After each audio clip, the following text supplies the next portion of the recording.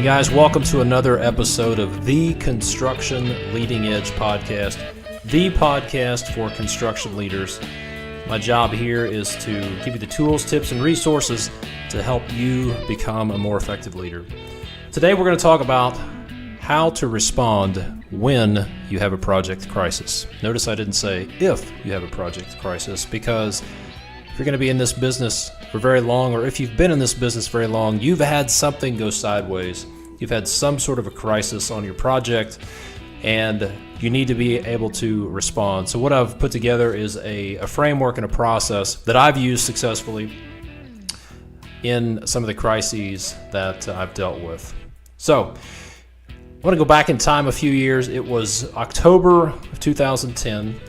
I had just started as a kind of a consultant with a construction company that I ended up working for about 4 years. And they had this project. It was a utility project, putting in storm sewer through an existing street in an old neighborhood. This was like 48-inch diameter concrete pipe, 12 to 14 feet deep, lots of existing utilities, lots of traffic, tough situation. So went into this project on, I think it was about the end of October of 2010. And let me just set this up. This project had not been well managed up until that point. The schedule for the project was almost expired. It was about a $2 million project that was maybe 50% complete, and probably 80% of the schedule had expired. And we were looking down the barrel at liquidated damages of $500 or $750 a day. So lots of backstory there, but basically this project was sideways. It had been stalled out, and we were looking down, looking at liquidated damages, and the job had to be done. So there was no way on earth we were going to get it done in time. So we needed to get the job started, get the job rolling, show some progress, try to make some money in the process, and then deal with this liquidated damages claim.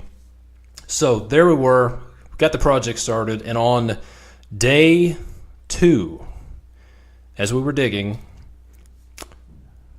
about 12 feet deep, putting in a 48-inch diameter concrete storm pipe, we heard this hissing sound coming from the ground.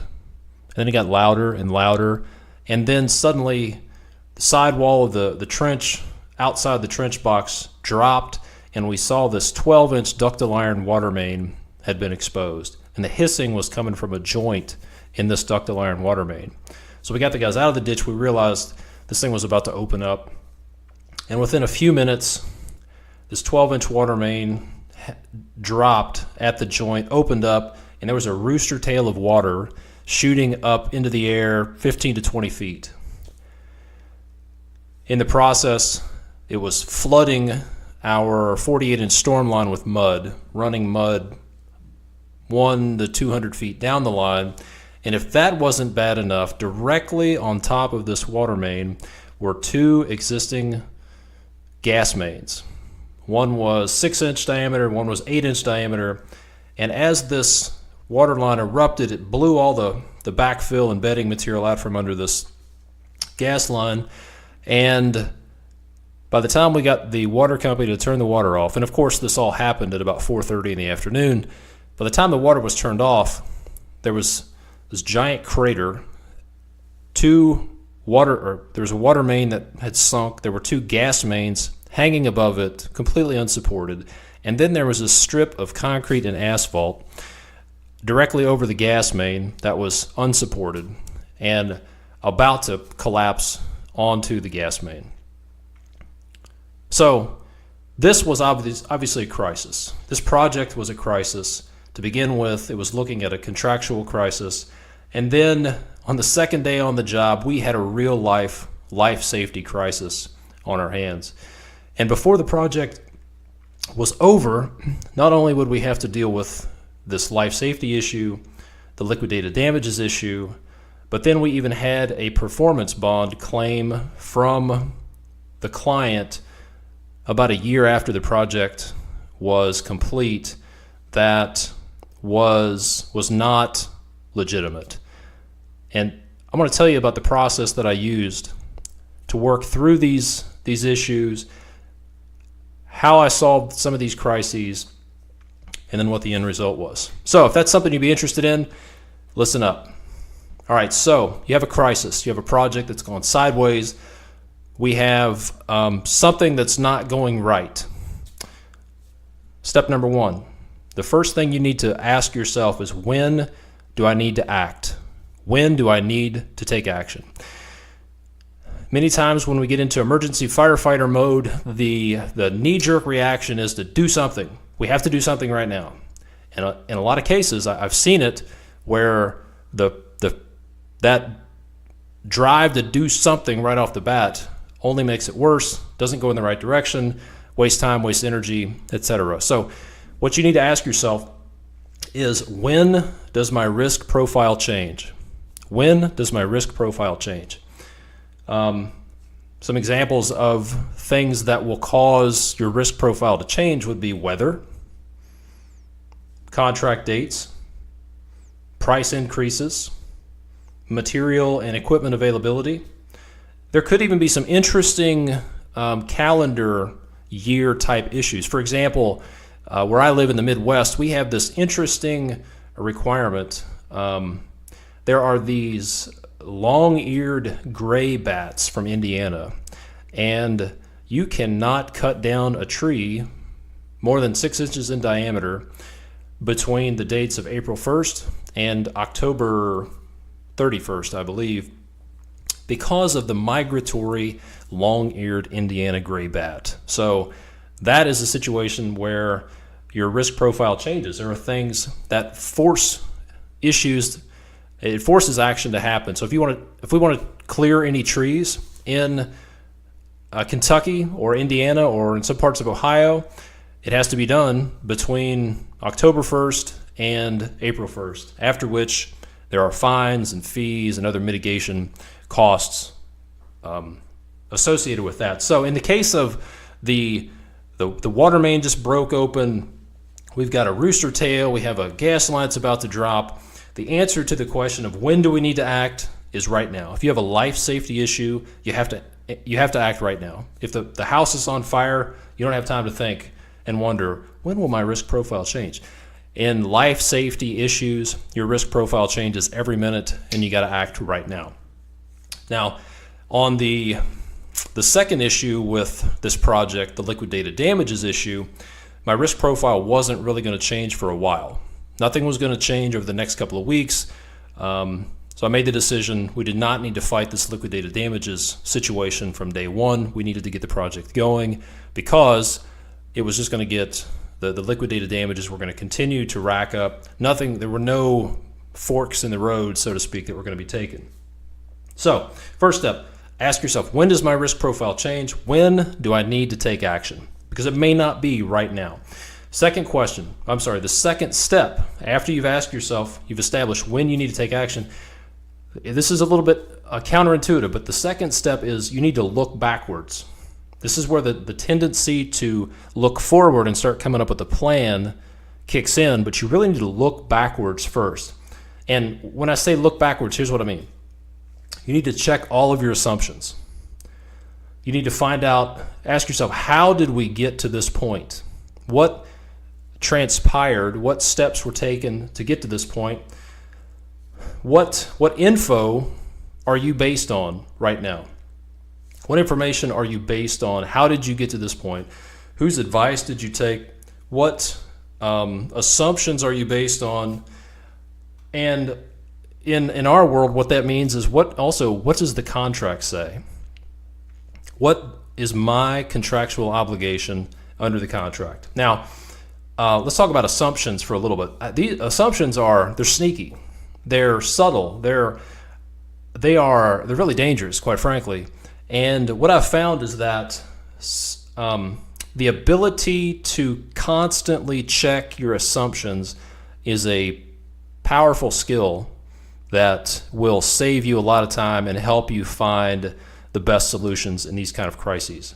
So you need to check your assumptions, and that's tricky because they're assumptions. You just By definition, you assume they are facts, but in reality, they are not fact. So here's an example of a different project that I've dealt with in the past. We were building this large industrial building, and it was in a floodplain, and somebody on the design team said that before we could get a building permit, we had to have the entire building pad constructed up to grade and then have a licensed surveyor certify the elevation of the building pad. So, I assumed that this guy knew what he was talking about and that he was correct because he had worked in this area, worked on very similar projects. So everybody, myself included, assumed that it was correct. The reality was that assumption wasn't accurate. I dug around and found out that it wasn't entirely accurate, which allowed us to fast track the project schedule, because if we had followed that advice and used that assumption, it would have delayed the project significantly and we all would have looked stupid at the end of it. So you need to look backwards first. Look at how you got to this point. What decisions were made? What information were you based on to get to this point? Now, where that comes into play is on back to this project that's going to be sort of our case study. How did we get into this liquidated damages situation? Well, when I looked back over history, I found that the reason that the project was delayed was because when the project got started, the scope of work just changed on a daily basis. And out of the, say, $1 million of work that had been done in the prior 8 or 9 months, $700,000 of this work was not in the original contract. It was all added to the contract at the front end of the contract, thereby delaying the original contract work. So that was a big deal. Several other things that came up, but that was very important in my fight to get these liquidated damages gone. So I had to look backwards first to see how I got to that point. So after we've looked backwards, the next step is to look around at where you are. Look at your present situation and clearly define your current situation.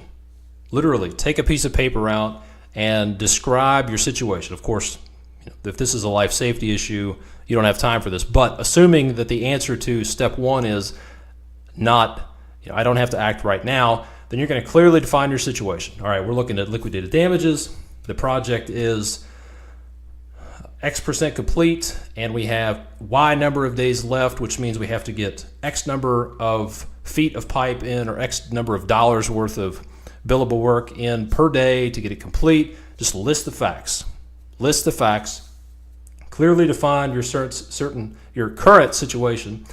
Also, list what are the constraints you're dealing with. What are the constraints that you're up against? Time, geography, access to the project, manpower, working hours. There may be some constraints to solving your problem. If you're working on a project where you can only work at night, then a solution that has you working 8 to 5 is not going to work. If you're working in an area that has to be done on the weekend, then you need to know that. You need to find out what are the constraints to the solutions. And this means you have to look, you got to dig, you got to go beyond yourself and ask lots of questions. The key to getting a crisis successfully solved is to ask lots of questions. So find out what the constraints are, and then look at what are the resources that are available. If this is something you need to move quickly on, you need to survey the resources that are available to you. Time, money, equipment, subcontractors. What do you have at your disposal? What's available that's within reach that you can get your hands on in the time frame that you need to act? Another important part of your current situation is to look at this from a contract standpoint. Has the responsibility for this issue already been assigned to somebody in the form of a purchase order to a supplier, a subcontract to a subcontractor? Is it in your contract? Is it your baby? A lot of times people want to jump in and be the firefighter because there's a problem, but the reality is it's just not your problem. Next, you need to clearly define what does solved look like. What does winning look like?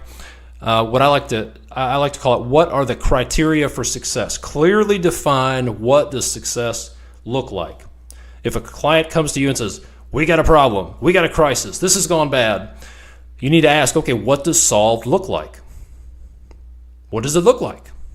I've had some situations where an engineer has come and said, hey, this is wrong. This needs to be fixed. And we'll just ask the question, okay, what does fixed look like? And they'll say, oh, I don't know, but you need to fix it. That's sort of like playing this game that I call, go get me a rock. And then you bring the rock and they say, no, I want a different rock. Go get me another rock. You don't play the go get me a rock game. Clearly define what success looks like on the front end, because in some situations, what appears to be a crisis, the fix may actually be worse than the problem. In some cases, I'll say that again, in some cases, the fix may actually be worse than the problem, or there's no tangible change or benefit to a fix.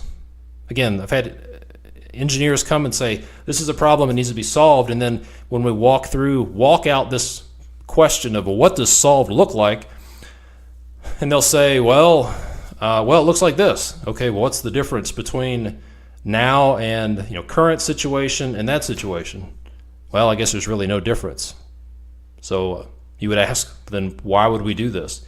Well, I guess there's no point. Boom, crisis solved, crisis averted, no further action required. All right, so after you look at your current situation, now it's time to look forward. Again, we're not looking forward at a plan until we've decided when do we need to act. We've looked backwards to see how we got to the point we are. We've looked at our current situation. Okay, now it's time to look forward. Now it's time to start putting together a plan. First thing you need to do is fight the urge to be the hero. It's not your only job as a leader to come up with the solutions.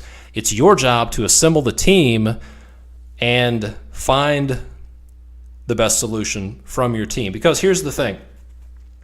As soon as you as the leader propose a solution and say, here team, here's what we're going to do, what you've just done is you have completely shut off access to the insight and the wisdom and the experience of the people on your team, and they've gone into execution mode instead of brainstorming mode.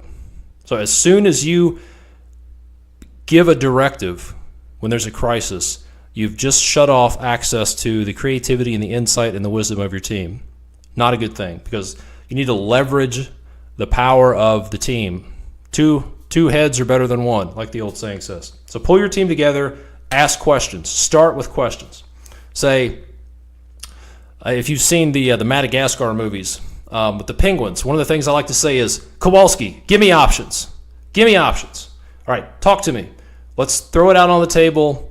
Those 15-minute brainstorming sessions, it can be amazingly powerful. It's amazing the ideas you can come up with as a group in 15 minutes of brainstorming and looking at options instead of just, here's the first thing that popped into my head, go. So pull your team together, lay out the constraints that you've already come up with, look at how you got to that point, and then say, all right, let's have options. There are no dumb options. You'll put the options out on the table, put them in a list. There'll be a few that will bubble up to the top. Then once you can't come up with any more options, then pick what you think is the best option, the one that seems to fit all the criteria for success, is not affected by the constraints that you've already listed, and then start shooting holes in it. Put that thing up on the wall and say, okay, shoot holes in this plan. All right, team, why won't this work? Let's find reasons it won't work. And then what that does is that flushes out, that puts meat on the bones of your plan, and you start building the steps to make the plan successful. Again, we're not trying to kill the plan. What we're trying to do is find holes in the plan, the gaps that need to be filled. Obviously, if you get to a point where you've got a showstopper with a plan, then you put it on the bottom of the stack, come up to the next one. Okay, now, once you have your plan, part of the plan scrubbing process is to list out all the assumptions that this plan is based on. You're making assumptions that manpower, people, time, money, constraints, you're making assumptions that these things, that something exists. This plan is built on the foundation of assumptions. The next job is to go drive those assumptions into the ground. Are they true or are they not true? And then you split that up in your team and say, you go find out when this equipment's available. You go check on lead time for this material. You go run this into the ground. And when you're done checking all your assumptions, scrubbing your plan against constraints, and you filled the gaps in your plan, then you've got a pretty good plan. Once you have what you think is a good plan, get some outside advice on it. Say, hey, you've been in this business. Maybe it's somebody that's ideally in a related industry. They're not directly affected by it. Some disinterested, objective third party, and say, hey, Jim, I got an engineer friend, and I called him about a situation. I said, hey, Jim, here's my situation. Here's what I'm thinking. Tell me what you think. What do you think? Those are powerful words. What do you think? Because what you don't want to do is lay out your plan and then say, do you think that'll work? Because again, that changes people's approach to the problem. No longer are they in solution development problem. They go into yes or no, like, yeah, I think it'll work, or no, I don't think it'll work. But if you'll just ask, if you'll lay out the problem to them and say, what do you think? What would you do if you were in my shoes? Then you'll get a lot better information. So now, when you put together your plan, here are some things that you need to consider. Some considerations. These are some potential gaps in the plan that need to be filled.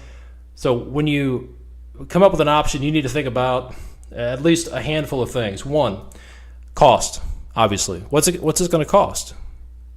Two, timing. How fast can I do it? Will this solution work in the required time frame? You got to look at if you're buying materials or you have to get equipment involved, you have to look at availability of materials and equipment. Could be a lead time issue that will not work. If your proposed solution has a 12-week lead time and you've got to have this thing solved in 8 weeks, you've got a problem. You need to look at what regulations or laws are out there that you're going to bump up against in this process. There could be zoning regulations. You've got a building permit. You potentially have some sort of a permit or entitlement on your project. If you're going to make a change, you need to, like if you've got a structural issue, maybe your building was laid out of square and you have to make some modification to a steel beam, for example, or a foundation, then you need to think, all right, I've got a building permit that this is going to be affected by. I need to submit a red line drawing to the plan reviewer and make sure this thing gets caught up. Cover your bases. All right, here's a sneaky one that could eat your lunch if you're not careful. What impact does this have on the not so obvious stakeholders in this project? In other words, what's the collateral damage? Who else is this going to impact? Are there subcontractors that will be impacted? Will the owner be impacted? Is there something else going on the property that will be impacted? When there's a change, it's like throwing a rock in a pond and the ripple touches the entire pond. So you need to think, what collateral damage will there be? Who all will be impacted by this change? And then you need to check into that to see if you've got any showstoppers there. Next, as you're putting together your options, ask yourself, is there a win-win solution here? Is there a way that maybe we could make some money in this process? Maybe there's some way that we can, some solution we can offer up that would add value to the project owner, and in the process you can make some money. It could be a stretch, but you need to look for the win-win. Don't just assume you're going to just have to eat all the costs. There may be a way to add some value and get some of the cost split up among you and some other folks. Who knows? But you need to look for the win-win. Okay, here's the next question you need to ask as you're looking at your options. Will my proposed solution fix the problem? Will it fix the problem? What potential future problems could I have? Because what you don't want to do is go through all this headache and all this brain damage to come up with a plan, develop a good option, spend the time and energy to execute it, only to find out that it was a Band-Aid solution that didn't work, and you have to go do the whole freaking thing again. So you need to ask yourself, is this thing going to work? Fifth step is to communicate with the stakeholders. Oh, I'm sorry, one more thing on the consideration for the option. The one thing to consider is, ask yourself, can I just write a check and be done with this? Can I just write a check and be done? Because here's the deal. If you're in the construction business, you have people, equipment, subcontractors, and you're trying to turn calendar days into revenue. When you're solving problems, unless you can come up with a win-win solution, you're just trying to make a problem go away, and you're not getting paid for it. And you're taking revenue producing resources out of the production schedule to solve a problem. You may be better off just to stroke a check and say, all right, if I'm going to have to spend $5,000 in equipment, labor, material, and in that process I've got my people out of production mode for a week, then by all means, you're going to be money ahead by writing a $5,000 check. You may be thinking, no, I can do that work, and I'm going to save money by self-performing it. Yeah, but what you're not considering is that you've got a crew that could potentially make if you've got a crew that's making $5,000 a day in revenue, or you're going to have them tied up for a week to avoid writing a $5,000 check, that math is really easy. Write the check, get back to work, move on, morale will be better, you'll be less frustrated, you'll make more money, and the problem goes away. Now, and the other beauty of writing a check is if there's a problem, let's say, here's an example. If you have an adjacent property owner, let's say there was some damage to a neighbor's yard as you're doing a project. The tree fell over, or let's say, here's a good example. The neighbor's tree died, and they're claiming it's because you dug into the drip line when you were putting in some foundations for a project you're working on, and they're claiming that their tree is dead, and they want the tree taken down, they want the yard regraded, they want a new tree, and they want their yard sodded. And you're thinking, oh man, this is going to take me, I'm going to have to hire a tree guy, I'm going to have to buy a tree, I'm going to have to do some grading, I'm going to have to buy a new tree, warrant this freaking tree, what if this tree dies? If you're smart about it, you'll come up with some reasonable price and say, I'll just write you a check, Mr. Neighbor. And along with this check comes a release of liability that says, when I give you this check for X number of dollars, then I am no longer responsible for your tree, your yard, your fence, your dog's puppies that could have premature birth because of the stress induced by all the activities in your yard, blah, blah, blah, blah, which that's a true story, by the way. So write the check, assign liability to whoever, and move on. That's a very legitimate option that'll save you some time, energy, money, and headache. All right, so next, you've got your plan. You've poked all the holes in it. You've got a plan that you're confident will work. Next step number 5, communicate with the stakeholders. Communicate with stakeholders. This could be your customer. It could be whoever's at the top of this crisis, whoever is saying, we got a problem. If it's OSHA, if it's a government entity, the Fish and Wildlife, Division of Water, your general contractor you're working for, the neighbor whose tree is now dead, communicate with the stakeholders, and then you need to share your plan. Now, a legitimate plan could be, you could say, Mr. Neighbor or Mr. General Contractor, we have thoroughly analyzed the situation and determined that this is not our problem. It's not my problem, baby. NMPB, not my problem, baby. That is a legitimate response to a crisis.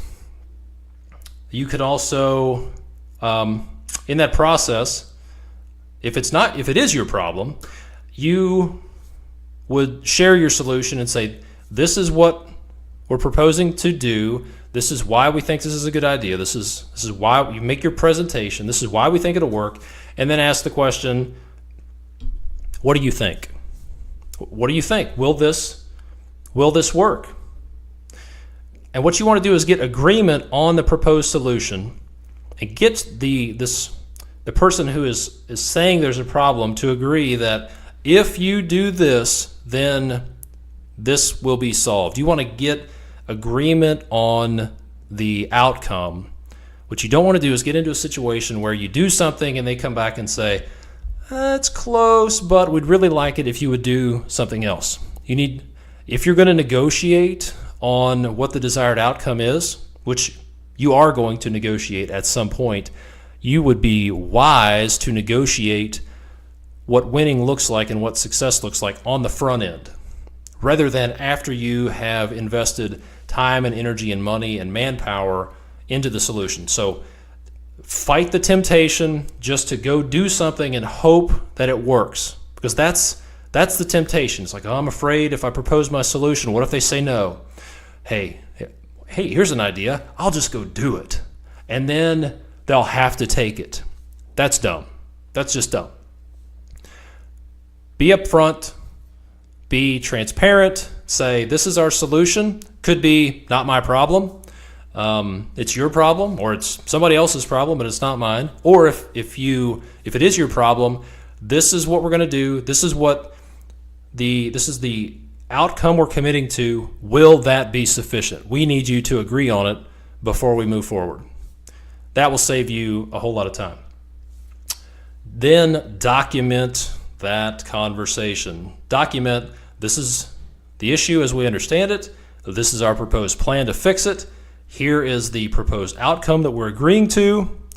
And we need you to sign off on it and say, yes, if you meet this proposed outcome, we will be satisfied and problem will be solved. And then the final step is execute the plan. Go do this amazing plan that you've come up with and do what you've said you're going to do. Now, the final step after you've executed the plan, and notice that most of the work, most of the brain damage and the brain power has gone in on the front end in developing the plan. And that is the smart way to do it, because planning doesn't cost nearly as much as execution. I'll say that again. Planning does not cost nearly as much as execution. Drawing lines of ink on paper or typing in a document costs a lot less than putting pipe, concrete in the ground, steel, lumber, whatever the case may be. That stuff gets real expensive. Real materials, manpower, labor, equipment, much more expensive than lines on paper. Just remember that. So now, here are some wastes of time that when you or your team engage in these activities at any point during this process, you need to say, hey, that's a waste of time. Let's get back to something more productive. Two things that are a big waste of time. Lots of others, I'm sure, but at least two things that are a waste of time. One is placing blame. Trying to point the finger, find out whose fault it was, complete waste of time. Blame shifting, finger pointing, doesn't matter at this point. That's not going to get your problem solved. If you want to find out who the blame lands on, then do that later on. Talking about, the other thing that's a waste of time is talking about prevention before you solve the crisis is a waste of time at this point. So up until this point, we haven't solved anything. We've got a plan. We have executed the plan. We don't need to place blame. We don't need to talk about, hey, next time we need to not do this, or next time we need to do this. We're not ready to document best practices yet. It's after you have executed the plan, after you have delivered the result you've committed to, step 7 is to communicate the result and document the result. This is when you're closing the loop and you're saying, all right, we're done. This is what we did. We said, we told you what we were going to do. We did it. Now we're telling you that we did it. And we're documenting the result to compare the approved solution versus the actual solution. We're done. We did what we said. Boom. Let's move forward.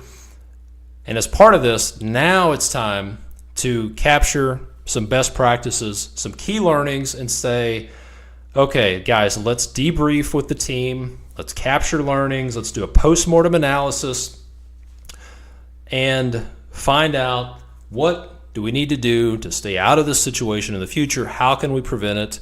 And then also look at what went wrong during the process, what went right during the process of solving this crisis, so that the next time a crisis comes up, you'll be better prepared and you'll have a better process for solving this crisis. So now, let me give you some real life examples of. I'll give you the last real life example with this project that was, we'll call it the Sideways project. This is the one that started off with the liquidated damages. Day 2 of starting the project back up, we had the water line rupture, which had some damage to a gas line, filled up a storm pipe with mud, lots of other problems. And then let me tell you about when the project was done, which that's a whole story in and of itself, getting the project done, negotiating these liquidated damages down to a reasonable effort. One of the things I did during the course of this project was I was able to negotiate some change order work that added value for the client, because what was happening was we had to close down a state road and put new utility lines through the state road. So this was a monumental effort to shut down the state highway. So I went to them and said, hey guys, your sewer line, your sanitary sewer line is in really bad shape. We have a contract, we have a unit price in our contract to replace sanitary sewer lines. Hey, why don't we just replace the sanitary line while we have the road shut down? We know you've got problems with it. We can do it simultaneously, and you'll never have to close this road down again in your career. And they said, that's a great idea, Todd. Let's do that. And that helped our company out significantly financially to try to get us back into the black. In the process of that, I brought up all these this additional work that had been tacked onto the front end of the project that was not in the contract documents, and said, hey guys, the reason that we're out of time is because of all these changes that you added on the front end. You told us to do this stuff. This is additional work. We should get additional time.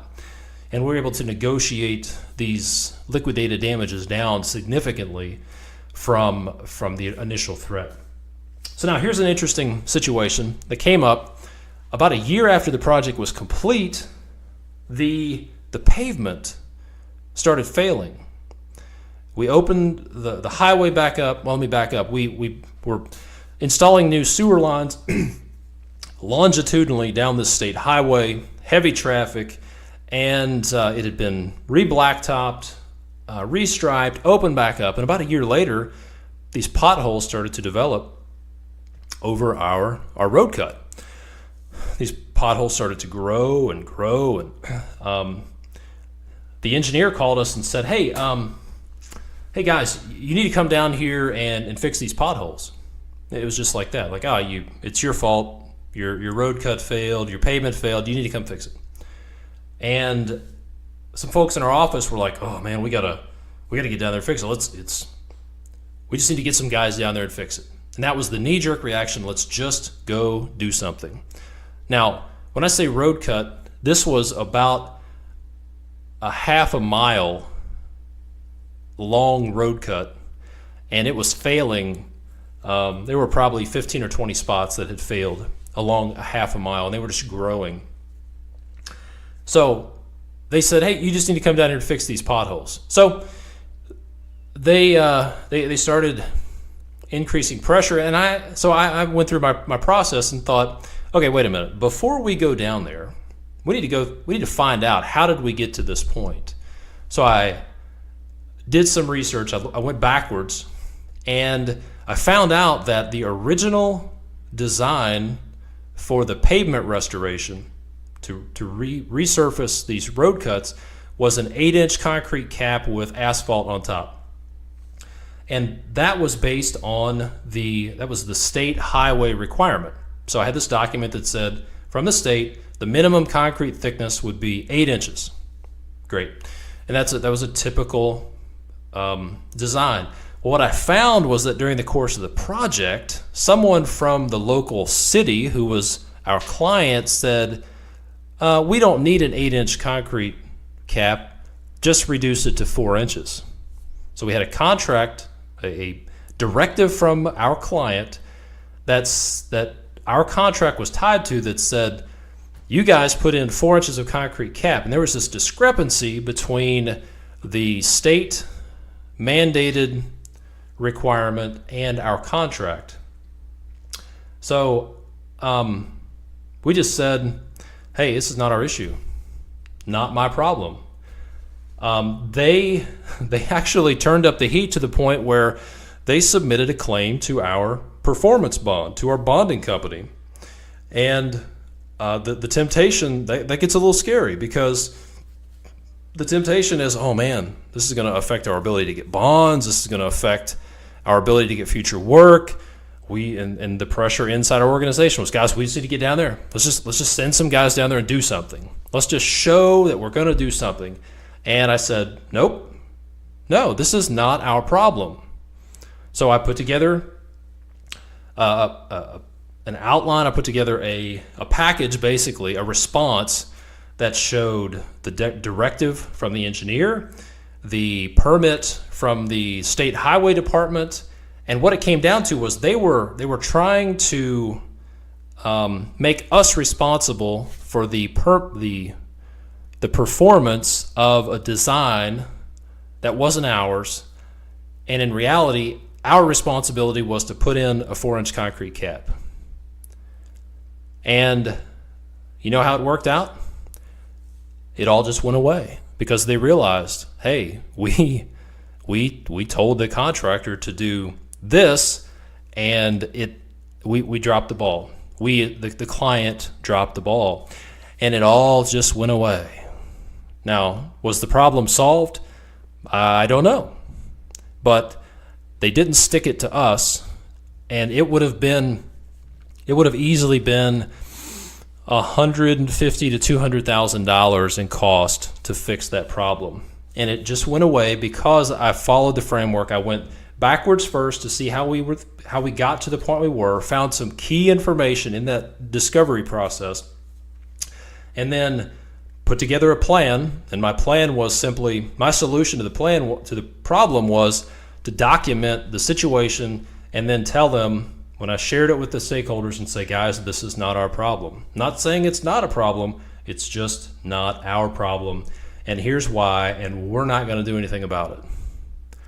And that was a little bit unnerving, but that's why you have contracts. So that all worked out in the end pretty well. So to recap, let's land this thing. To recap the process for how to deal with a project crisis, or what to do when it hits the fan, what to do when your project goes sideways. Step 1, decide, when do you need to act? When does your risk profile change? Step 2, look backwards. Summarize how you got to your current situation. Step 3, look at your present situation. Look at the constraints, look at your resources, get a good, clear summary of where you're at.